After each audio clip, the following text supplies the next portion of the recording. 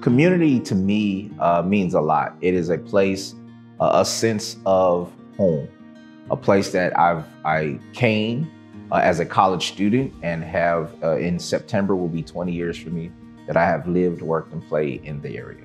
The work with EPU has been phenomenal. I've had an opportunity to, one, step out of myself, but also engage with community members who I wouldn't naturally have engaged with. It was very important through going through the program with EPU that we be very intentional about engaging with the community.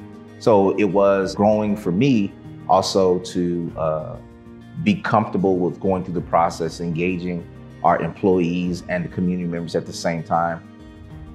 Having no grocery store in the Prairie View community allowed us to be able to focus on this project as a solution. Having a no grocery store, people go buy food in other cities. What we wanted to do is focus locally on how we can empower people to spend money local. We've talked about this as systematic economic oppression because you have the two communities on the side of Prairie View who's naturally gotten the economic benefit of our community not advancing. So in our community, we had an opportunity to really engage on a food insecurity roadmap. The first thing started with a community garden because we wanted to grow food.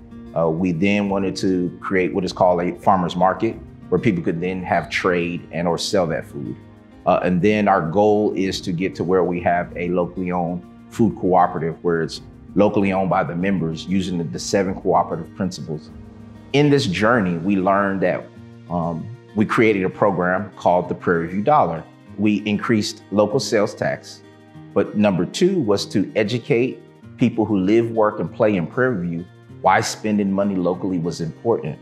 There's a saying by W.B. Du Bois, to whom you give your money is to whom you give your power. We use local organizations, campus organizations, community organizations, and those organizations saved what were called sales receipts. Those sales receipts over a 3-month period, we gave the organization that had the most sales receipts $5,000. What did this do? It now transitioned from like 5 people to 300 people talking about buying and supporting locally in your community.